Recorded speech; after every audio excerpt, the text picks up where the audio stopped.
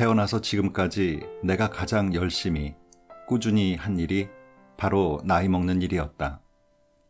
그런데 이제야 나이 먹는 일에 대해 가만 들여다보고 곰곰 생각해 본다. 어른이 되는 일, 사는 일에 허기가 져서 처음에는 맛도 모르고 허겁지겁 집어먹기 바쁘다가 이만큼 먹으니 이제 좀 느긋해져서일까?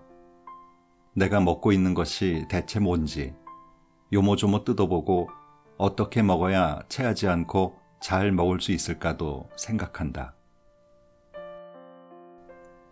책 읽는 다락방의 제이입니다. 늙다, 늙는다라는 말이 동사일까요? 형용사일까요? 그럼 젊다라는 말은요? 늙는다는 건 움직임과 과정이기에 동사이고 젊다는 건 과정이 아닌 어떤 상태나 성질을 말하기에 형용사라고 합니다. 늙어갈 수는 있지만 젊어갈 수는 없다는 얘기죠. 오늘 소개해드릴 책은 출판사 RH코리아에서 펴낸 나이 먹고 체하면 약도 없지 라는 책입니다. 나이 50에 갱년기의 한복판에 서 있는 작가가 자기 삶 속에서 부딪히며 느낀 나이 들어감에 대한 이야기인데요. 진솔하면서도 유쾌하고 수다 같은 가벼움 속에 진중한 자기 정리를 잊지 않는 글에서 작가의 글맛, 말맛을 즐기며 읽어본 책입니다. 저자인 임성경은 TV 드라마 부부클리닉 사람과 전쟁, 신세대 보고 어른들은 몰라요. 이것이 인생이다의 시나리오뿐만 아니라 애니메이션, 동화, 소설, 에세이 등 다양한 장르에서 꾸준히 글을 써온 작가입니다. 작가는 프롤로그에서 그녀가 맞이한 50의 느낌, 그리고 갱년기에 대해 이렇게 얘기합니다. 가장 꾸준히 한 일은 나이 먹는 일. 어느 날 갑자기 내 나이를 깨닫고 깜짝 놀랐다. 남편, 애들과 한 팀으로 묶여 내 정신이 아닌 채로 살아왔지만 이제라도 정신 좀 차리고 잘 살아볼까 하니 나이 50이다. 한 발자국 걸을 때마다 아이들이 다리에 감기던 시기가 지나고 나니 내 다리로 어디든 갈 수가 있긴 한데 대체 어디를 가야 하는지 알 수 없는 때가 왔다. 나는 지금 갱년기의 한복판에 서 있다. 갱년기는 쇠락과 상실의 시기일까? 각종 사회적 의무와 양육의 부담, 여성성의 멍에를 조금이라도 내려놓을 수 있는 자유와 독립의 시기는 아닐까? 확실한 것은 갱년기는 사춘기와 마찬가지로 정신과 신체가 격변을 겪는 때라는 것이다.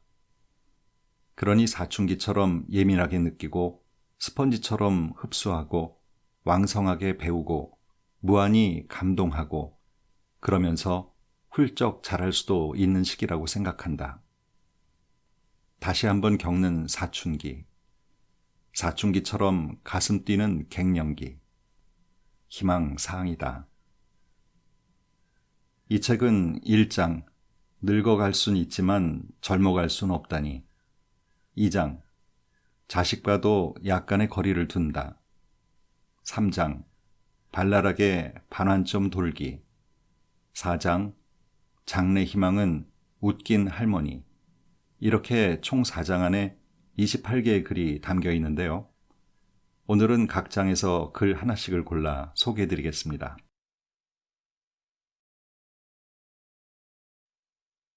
그 배우 이름이 뭐더라?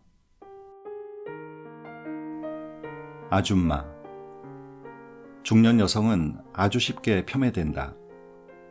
아줌마라는 말 자체가 욕설의 바로 전 단계처럼 들릴 정도다. 야, 이 아줌마야 하면 확실히 욕으로 들린다. 야, 이 청소년아, 야, 이 아저씨야 이런 말은 없지 않은가. 아줌마에겐 지하철 타면 자리에 가방을 던진다. 사이드미러를 접고 운전한다. 공공질서를 안 지킨다 등의 부당한 편견이 있다. 집단 일부의 부정적인 면을 극단적으로 강화하고 확대해서 그 집단의 공통 특징인 것처럼 딱지를 붙이는 것이 혐오다. 아줌마들은 어쩌고 하는 말이 들리면 나는 푸르르 한다.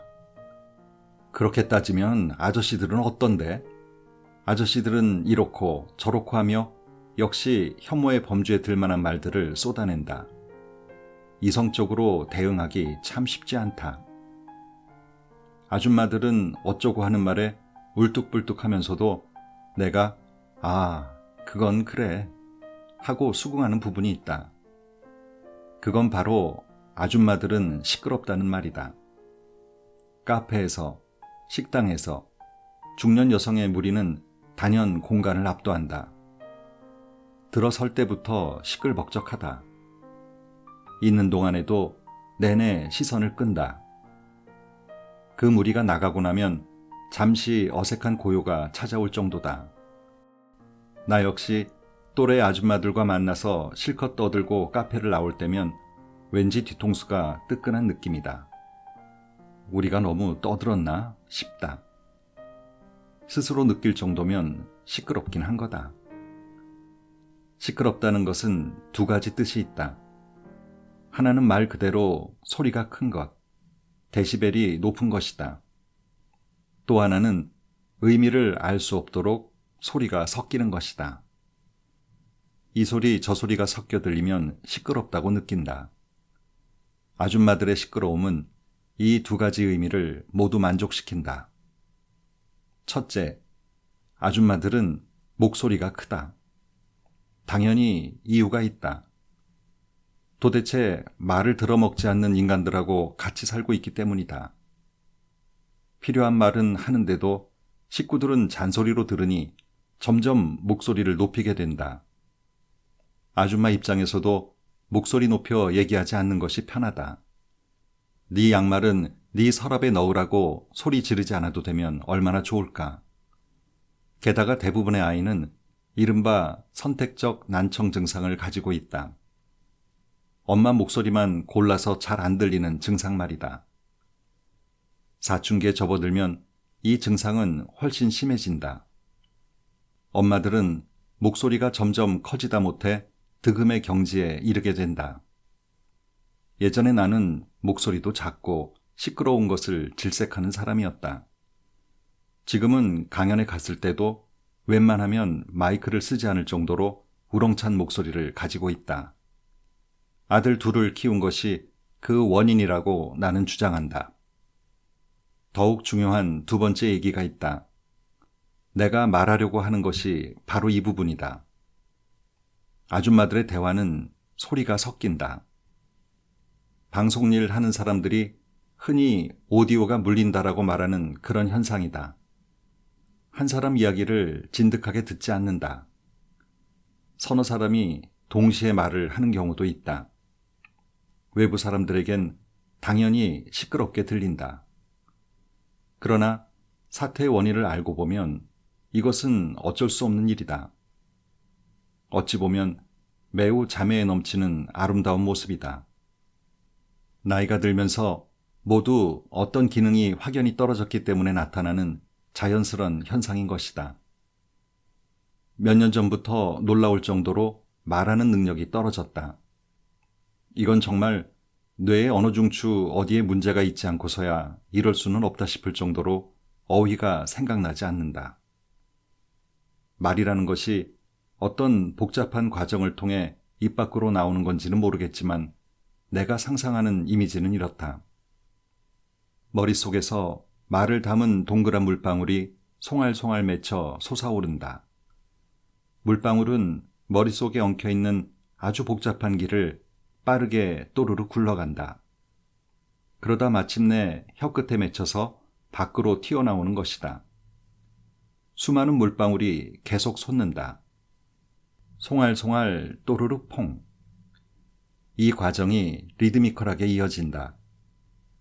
물방울은 중간에 서로 부딪히기도 하고 합쳐지기도 하지만 어쨌든 자기 길과 속도를 잘 지켜 밖으로 튀어나오는 것이다. 그런데 언제부터인가 이게 다 엉킨 느낌이다. 물방울이 솟기는 하는데 길을 따라 나오는 동안 사라지거나 어디서 막히거나 또는 혀끝에 계속 대기하면서 밖으로 튀어나오지를 못한다. 물방울 한 개가 아니라 한 문장을 말할 때 적어도 두세 개의 물방울이 길을 잃는다. 말 한마디 하려는데 그거 뭐더라? 그거 있잖아, 그거. 하는 대명사만이 조합된다. 말을 하는 사람도 답답하고 듣는 사람도 답답하다. 이건 나 혼자에게만 일어나는 일은 아니고 내 또래 대부분의 사람에게 일어나는 일이다. 어려운 어휘가 생각 안 나는 것도 아니다. 일상생활에서 흔히 쓰는 단어도 떠오르지 않고 사람 이름이 생각 안 나는 것은 너무나 흔한 일이다. 물방울이 머릿속을 뱅뱅 돌긴 하는데 어디쯤 멈춰 있는지 알 수 없을 때, 또는 혀끝에 맺힌 게 확실한데 밖으로 튀어나오지 않을 때 진짜 얼마나 답답한지. 그래서 우리는 서로 돕는다. 돕지 않으면 이야기 진행이 안 된다. 전에 우리 거기 갔었잖아. 거기 저기가 많았잖아. 그러면 전에라는 게 대체 언제부터인지부터 따져봐야 한다. 저번 달인지 작년 봄인지. 그러면 어디를 갔었는지를 추측하고 같이 갔던 곳이 확정되면 거기 뭐가 많았는지 여러 명이 한꺼번에 달려들어 추리해 봐야 한다.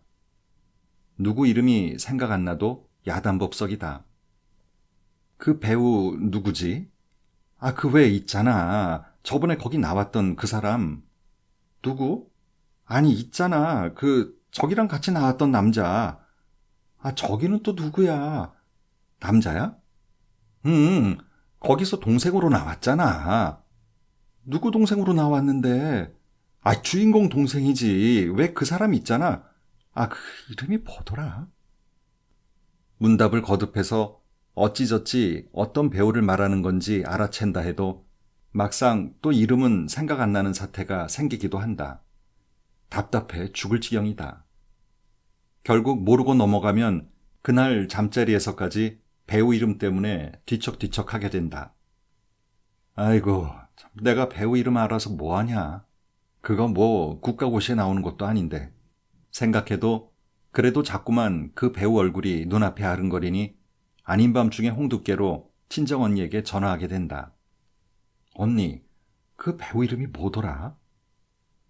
아무튼 그런 사정이다 보니 아줌마들의 대화는 한 사람이 이야기하고 다른 사람은 조용히 듣는 식으로 진행되지는 않는다. 모두가 그 대화에 한꺼번에 참여해야 한다.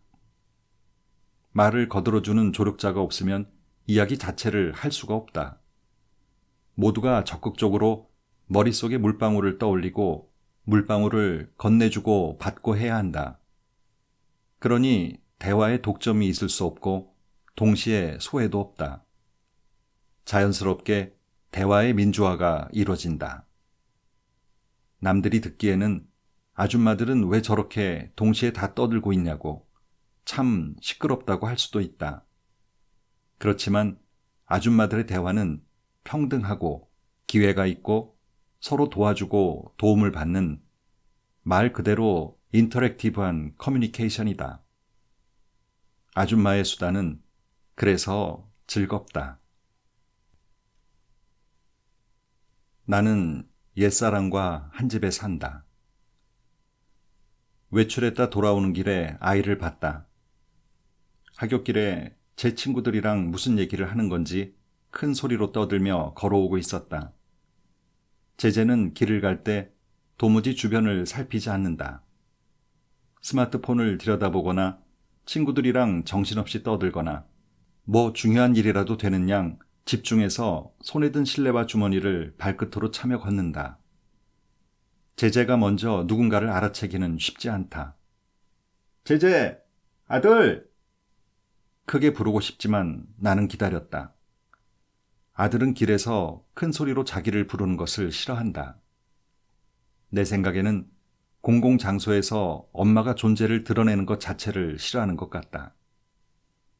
나는 길 한쪽에 멈춰서서 제재를 주시했다.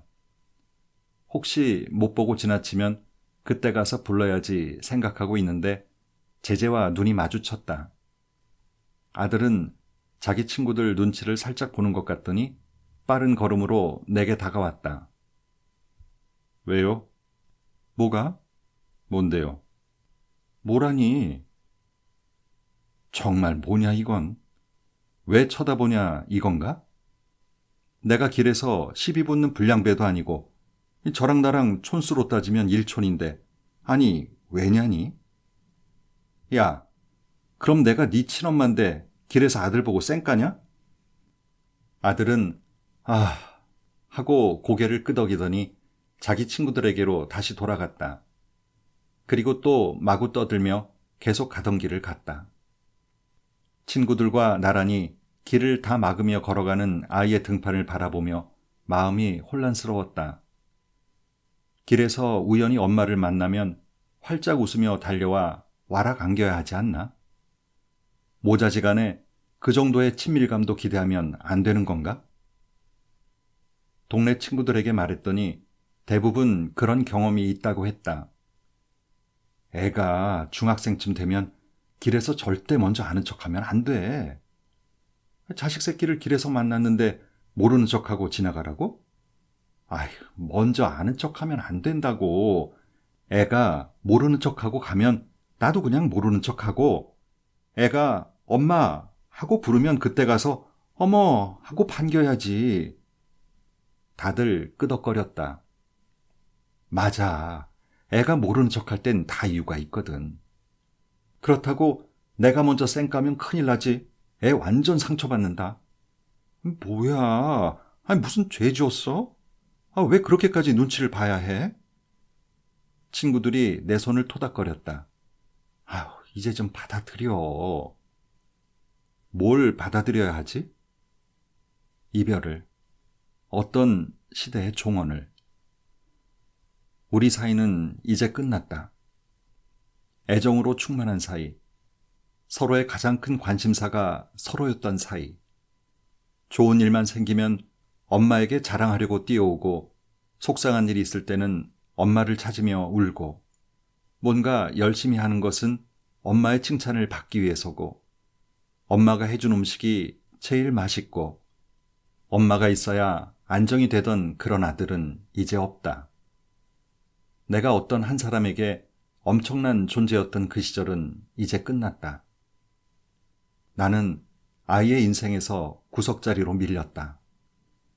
없으면 안 되지만 있어도 크게 존재감을 어필하지는 말아야 하는 존재. 그냥 기능으로서만 존재하는 것 중에 하나가 되었다. 부엌 구석에 자리 잡은 냉장고나 틀면 나오는 온수. 그 정도가 아닐까. 아이는 하루에도 수십 번 냉장고를 이용하지만 냉장고가 갑자기 관심을 요구하거나 좋아해 달라고 주장하면 어이없을 것이다. 나는 상실감과 분노와 무기력감과 슬픔을 느꼈다. 왜냐고? 애인이랑 헤어졌으니까. 당연한 것 아닌가? 그런데 그 애인은 이제 못 보는 것이 아니라 같은 집에서 같이 밥 먹고 같이 살고 눈앞에서 알짱알짱 왔다 갔다 한다. 그냥 예전에 그 살뜰한 애정만 거두어 갔다. 우리 사이에 오가던 명랑한 대화와 포근한 터치는 사라지고 유순하지 않은 눈빛, 12조의 말투만 남았다. 학교 어땠어? 학교가 학교죠. 기분 안 좋아? 좋아요. 이런 대화가 몇 번 반복되다 보면 우리의 대화는 식당 아주머니와 손님의 대화와 다를 것이 없어진다. 밥 주세요. 뭐 먹을래? 뭐가 있어요? 돈가스. 네, 주세요. 대화가 사라짐을 슬퍼했더니 역시 아들만 둘을 키우는 친정언니가 조언을 해주었다. 개를 키워. 개를 키워서 뭐? 애 대신에 개랑 얘기하라고? 아니, 개라도 키우면 공통화제가 생기거든. 개밥 줬냐? 개 산책시켜라. 개가 어디 아픈가? 이런 얘기 같이 하는 거야. 애들이 개는 좋아하니까 엄마한테 개 뭐 해줘라. 개 오늘 뭐 했냐? 이런 것도 물어보고 그러던데. 애랑 말 몇 마디 트자고 이제 개수발까지 들어야 하나? 그건 싫다고 생각했다. 그때는 아직 우리 집에 고양이가 들어오지 않았을 때다. 고양이가 생기고 나니 언니의 말이 맞았다는 걸 알겠다. 아이들과 내가 나누는 대화의 80% 정도는 고양이에 관해서다. 그런 상실과 고통과 저항과 투쟁의 시기가 지나자 대타협의 시대가 왔다. 말이 좋아 대타협이지 내 입장에서는 포기와 체념이다. 나는 이제 아이들의 휴일 스케줄을 모르고 애들은 내가 처음 보는 옷을 입고 있는 때도 있으며 아이의 방은 언제 샀는지 누가 줬는지 또는 이게 대체 무엇에 쓰는 건지 도통 알 수 없는 낯선 물건 투성이다. 나는 묻는 대신에 짐작하고 추측하고 상상하며 아이에 대한 관심의 끈을 놓지 않으려고 한다. 짝사랑, 외사랑이라고 해서 할 일이 없는 것은 아니다. 같이 밥 먹고 차 마시고 대화하고 끌어안지는 못하는 대신에 짝사랑은 근처에서 얼쩡거리고 우연을 가장해 자꾸만 맞닥뜨릴 기회를 만들고 너무 치대거나 집착하는 모습을 보이지 않으려고 노력해야 한다. 짝사랑도 바쁘고 신경 써야 할 일도 많다. 실연을 당했으면서도 그 옛사랑과 여전히 한 집에 살면서 이렇게 애를 쓰다니. 나이 먹으며 나는 그렇게 보살이 되어 간다. 우리 집 말고 내 방. 나는 내 방이 있다. 싱글 침대가 있고 좌식 책상과 작은 TV가 있다. 내 방이라는 표현을 하면 너희 부부 각방 써? 라는 질문이 돌아온다. 모모와 제제가 따로 모모방, 제제방을 가지고 있는 건 너희 아들들 각방 써? 라고 묻지 않으면서 부부는 언제나 세트로 생각한다. 부부의 각방 쓰기가 별거나 이혼의 전조처럼 여겨지던 때도 있었다. 아침 토크쇼에서는 부부싸움을 하더라도 절대 각방을 쓰면 안 된다는 어르신들의 충고가 하루 걸러 한 번씩은 나왔다. 분쟁이 발생했을 때 1차적인 과제는 양자의 분리가 아닌가. 하지만 토크쇼 패널들은 무조건 한 공간에 붙어 있으라고 했다. 기왕에 싸운 것 끝장을 보라는 뜻인지, 좁은 곳에서 복작대며 대충 뭉개라는 뜻인지 아무튼 마음에 안 들었다. 사실 내 방이라고 말할 수 있는 내 공간을 가지게 된 것은 얼마 되지 않은 일이다. 아이들이 자라고 남편이 지방으로 발령받아간 이후에나 안방이 내 방이 되었다. 아이들이 어릴 때는 온 식구가 좁은 집에서 마구 뒤엉켜 살았다. 생활이 분리되지 않으니 공간을 분리한다는 것은 의미 없는 일이었다. 집은 좁았고 물건은 많았다. 우린 복도식 아파트에 살았는데 유독 현관이 좁았다. 살다 보면 마당에 두어야 할 것들이 생기게 마련이다. 유모차, 세발 자전거, 인라인 스케이트, 킥보드, 바퀴 달린 장바구니 같은 것들 말이다. 마당이 없으니 그런 것들이 현관에 쌓여갔다.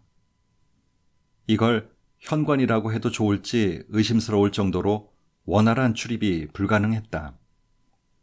들어오고 나갈 때마다 이삿짐 옮기듯 물건들을 치웠다 쌓았다 해야 하니 외출 한번 하려면 현관문을 나서기도 전에 진이 빠졌다. 두루마기 휴지를 쌓아둘 수 있는 공간, 사고 싶은 책을 마음껏 살 수 있는 책장 공간, 여기가 집이냐 실내 놀이터냐 싶게 온 집안을 꽉 채운 장난감을 정리할 수 있는 공간. 공간이 간절했다. 그 즈음 부모님이 시골로 집을 옮겼다.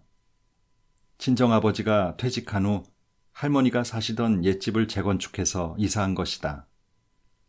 시골집은 마당이 있고 텃밭이 있고 헛간이 있었다.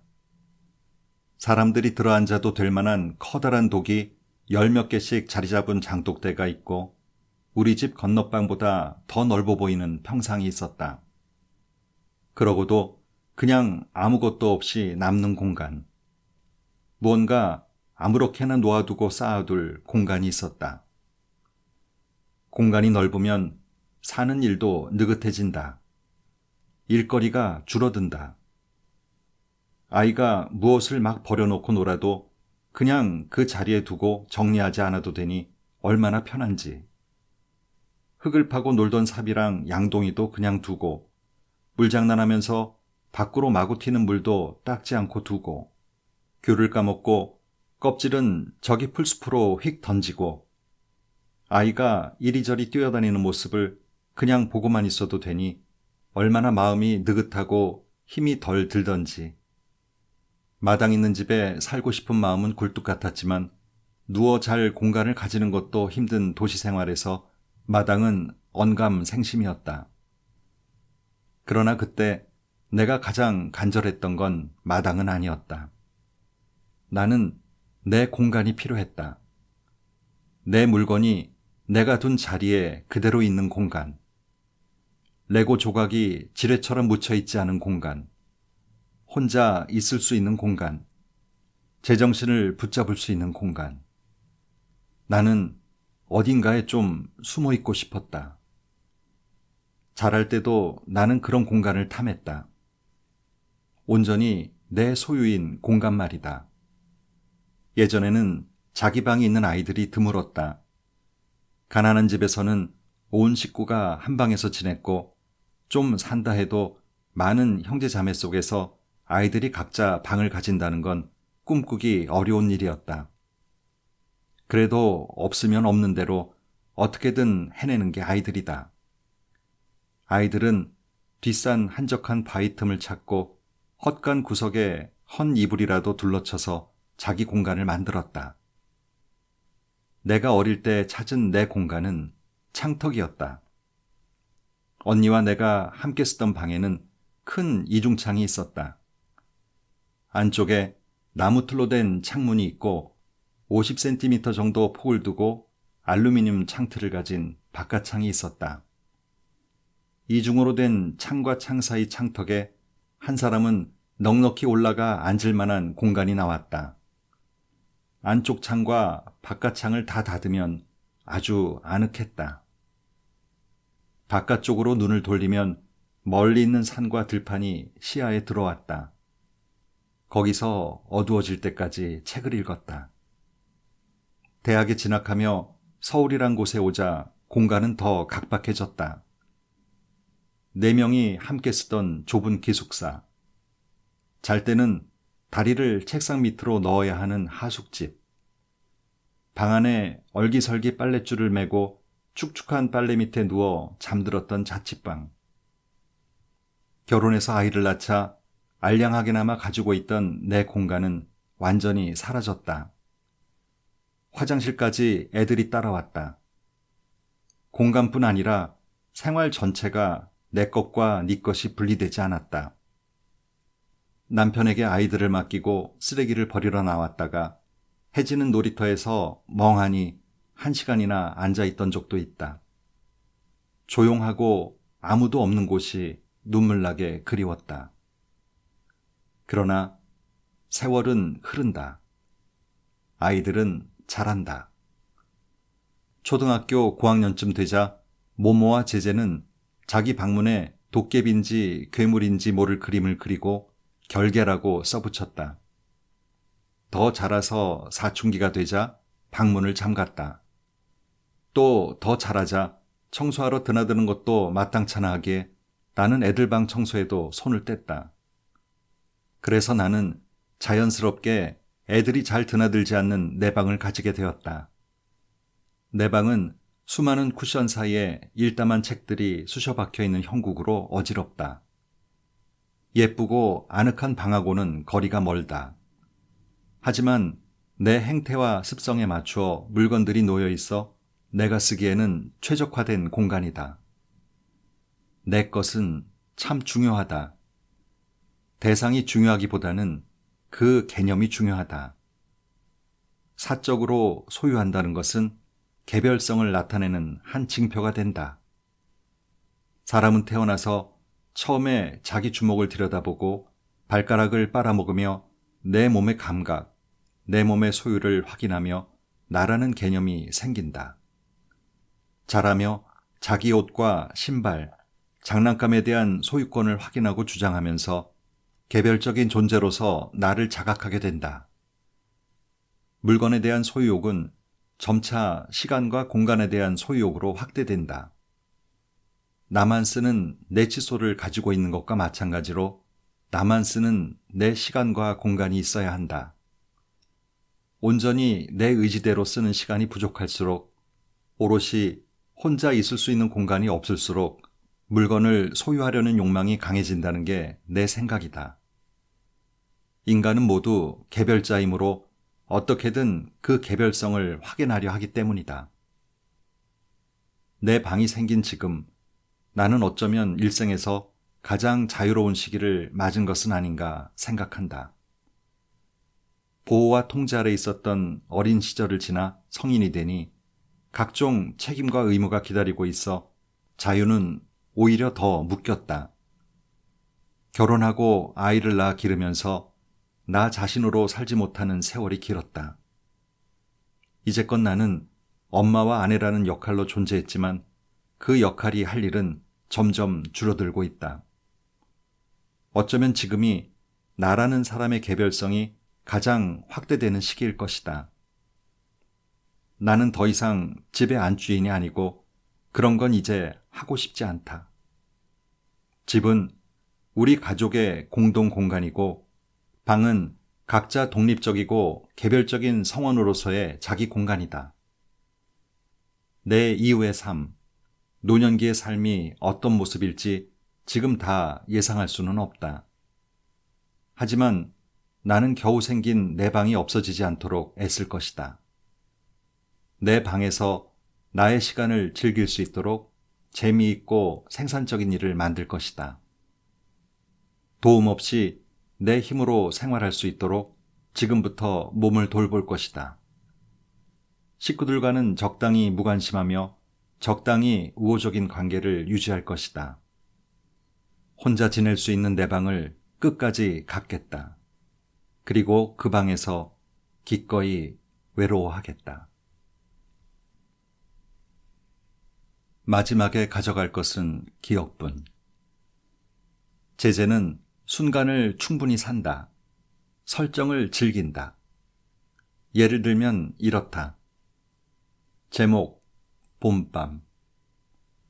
10시가 다 되어가는 시간에 제재가 안방문을 연다. 자전거 타러 나갈래요? 지금? 그러자. 나는 아들의 데이트 신청이 기뻐서 흔쾌히 자전거를 끌고 나간다. 바람이 따스한 봄밤이다. 마을을 한 바퀴 돌고 아들이 그만 들어가자고 한다. 벚꽃이 막 떨어지면 좋겠는데 안 떨어지네. 일본 애니메이션에 나올 만한 봄밤 풍경. 벚꽃이 눈송이처럼 흩날리는 봄밤에 자전거 타기. 절반만 성공. 제목 팝콘. 가족이 영화를 보러 가면 제재는 반드시 팝콘과 콜라를 산다. 모모도 산다. 그래도 제재는 반드시 산다고 말하는 이유는 제재의 팝콘 먹기는 일정한 형식을 갖추고 있기 때문이다. 제재는 팝콘을 사서 소중하게 들고만 있다. 상영관 안에 들어가 앉았지만 스크린에서는 아직 광고 중일 때 제재는 팝콘에 손을 대지 않는다. 아빠나 엄마도 못 먹게 한다. 영화 시작하면 드세요. 라고 몇 번이고 말한다. 영화를 보면서 눈은 스크린에 고정하고 손으로는 팝콘을 무심하게 한두 알씩 집어먹기라는 그림이 제재의 머릿속에 있다. 자기가 생각한 그림에 안 맞는 행동은 싫어한다. 그렇게 영화 보는 시간 내내 팝콘을 조금씩 천천히 집어먹으면 영화가 끝날 때쯤 팝콘통도 바닥을 보인다. 내가 볼 때 그것도 잘 조절해서 맞추는 것 같다. 영화를 본다는 행위를 최대한 즐기는 모습이어서 우리 부부는 존중해준다. 그래서 우리는 제제 것은 건드리지 않고 모모의 팝콘만 집어먹기 때문에 모모에게 왜 내 것만 먹어? 라는 항의를 받는다. 제목 감기. 아픈 아이에게 어울리는 설정은 당연히 이불 덮고 침대에 눕는 것, 이마에 물수건이 놓여 있는 것, 그리고 걱정스러운 표정의 엄마가 옆에서 지켜보는 것이다. 제제는 아프면 위의 설정을 충실히 이행한다. 특히 엄마의 정성스러운 간호를 강력히 원하기 때문에 어쩔 수 없이 나도 중환자 코스프레에 동참하게 된다. 제제는 몸이 약한 편이어서 감기도 잦지만 워낙 충실히 의사의 지시를 이행하기 때문에 합병증으로 진행되는 일 없이 곧 낫는다. 감기 따위에 중환자 코스프레를 한다고 제 형은 놀리지만 나는 그런 제제가 귀엽다. 상황에 충실하게 사는 것, 그 순간의 감정에 충분히 푹 빠지는 것이 인생을 풍성하게 만든다고 생각한다. 내가 늘 주장하듯 감정이 인생의 콘텐츠다. 인생을 구성하는 것 또는 인생의 마지막까지 남는 것은 대단한 것이 아니라고 나는 생각한다. 거대하고 드라마틱한 사건으로 인생이 이루어지는 것이 아니다. 감정이 반짝였던 어떤 찰나의 기억이 인생을 이루는 하나의 블록이 된다. 스티브 잡스는 죽기 전에 이런 말을 했다고 한다. 평생에 내가 벌어들인 재산은 가져갈 도리가 없다. 내가 가져갈 수 있는 것이 있다면 오직 사랑으로 기억되는 추억뿐이다. 이것이 진정한 부이며 그것은 우리를 따라오고 동행하며 우리가 나아갈 힘이 되어줄 것이다. 인터넷에 돌고 있는 말이라 스티브 잡스가 실제로 그런 말을 했는지는 확실하지 않다. 아무튼 죽기 얼마 전에 찍은 듯 앙상한 두 다리를 드러내고 간병인의 부축을 받아 겨우 서 있는 그의 사진을 보며 나는 눈물이 났다. 어떤 면에서 스티브 잡스는 세상을 바꾸었다라고도 말할 수 있는 사람인데 그의 사진과 말에서는 허무가 느껴졌다. 그의 말처럼 마지막에 가져갈 것은 기억뿐이다. 사랑으로 기억되는 추억, 감동했던, 가슴을 울렸던, 강렬하게 느꼈던 어떤 순간이 추억이라는 이름으로 오래 남는다. 간직할 순간이 많은 인생, 남아있는 기억이 많은 인생이 부유한 인생이다. 특별하게 살아야, 남다르게 살아야 기억이 많은 것은 아니다. 그보다는 생겨난 기억을 흘려보내지 않고 잘 가지고 있는 것이 중요하다. 기억은 수집하는 것이다. 수집을 취미로 가진 사람은 많다. 예전에 친정아빠는 수석을 모았다.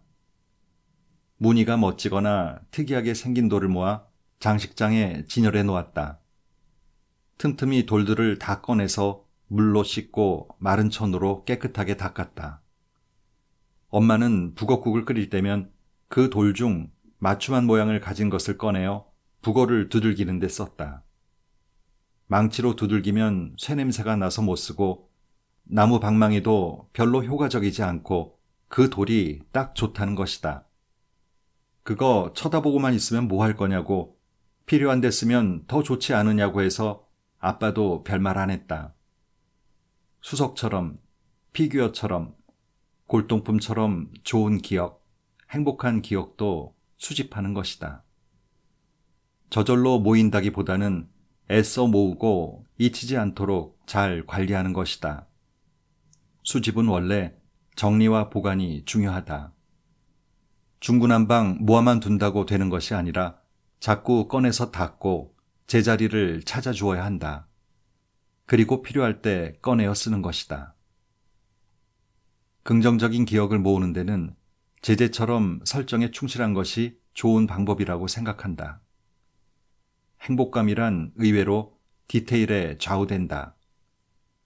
좋은 사람들과 캠핑을 가면 밤에 별도 봐야 하고 이왕이면 모닥불도 피워야 한다. 와인도 한잔하면 좋고 멋진 잔에 마시면 더 좋다. 완벽하게 느껴지는 순간을 위해서 짐이 되더라도 와인잔을 챙기는 수고를 하는 것이다. 피크닉을 가려고 대바구니와 예쁜 피크닉 매트를 사는 일, 바닷가 여행을 가서는 리본 달린 밀짚 모자를 쓰고 바람에 날리도록 긴 치마를 입는 일이 다 마찬가지다. 마음에 드는 그림을 세밀히 그려놓고 세부 설정에 맞게 충실히 준비한 다음 내가 그 그림의 주인공이 되면 그 순간은 한 장의 풍경화로 마음속에 남는다. 그림 같은 기억을 붙잡았다 하더라도 그게 언제까지고 남는 것은 아니다. 기억은 휘발성이 강하다. 기억을 수집하여 오래 간직하는 방법으로는 글쓰기만 한 것이 없다. 글을 쓰는 동안에 세세한 기억을 불러오게 된다. 그 순간의 감정이 고스란히 되살아나기도 한다. 몇 번이고 다시 읽어볼 수도 있다. 언제까지고 잃어버리지 않을 나의 수집품을 가질 수 있다. 행복이라는 것은 강도가 아니라 빈도다. 소소하게 자꾸만 여러 번 행복해야 대체로 행복하다. 자꾸 여러 번 행복하려면 행복한 어떤 한순간을 자꾸 소환해내야 한다. 작은 경험을 자꾸 복기하고 그 경험에 대해 주변 사람들과 나누고 좋은 감정을 여러 번 다시 느끼면 그것이 끝까지 잃지 않는 행복이 된다고 생각한다. 나는 때때로 기억이라는 수집품을 꺼내서 닦는다. 들여다보고 어루만지며 아낀다. 내가 가진 기억이라는 것이, 추억이라는 것이 특별한 것은 아무것도 없다. 나는 남들 가는 곳에 가고 남들 보는 것을 보며 다른 이들과 비슷하게 느낀다. 어쩌면 진부하기까지 한 인생이다. 그러나 그렇더라도 그렇고 그런 인생이지만 별것도 아니지만 흔하고 시시하고 지리멸렬하지만 내게는 가장 특별하고 잊을 수 없는 일들로 가득 찬 것이 바로 내 인생이다. 예전에 어느 책에서 봤던 글인데요. 모두가 행복이 인생의 목적이라 얘기하지만 난 행복은 살아나가기 위한 수단이라고 생각한다. 행복은 멀리 두고 그 성취를 위해 참고 견디는 게 아니라 오늘이 행복해야 내일 좀 더 멀리 갈 수 있다라는 의미로 쓴 글인데 그때 많이 공감하며 읽었던 기억이 납니다. 이에 덧붙여 행복은 강도가 아니라 빈도라는 말 역시 소확행의 의미를 깨닫게 합니다. 오늘도 나름 행복한 좋은 하루 되세요.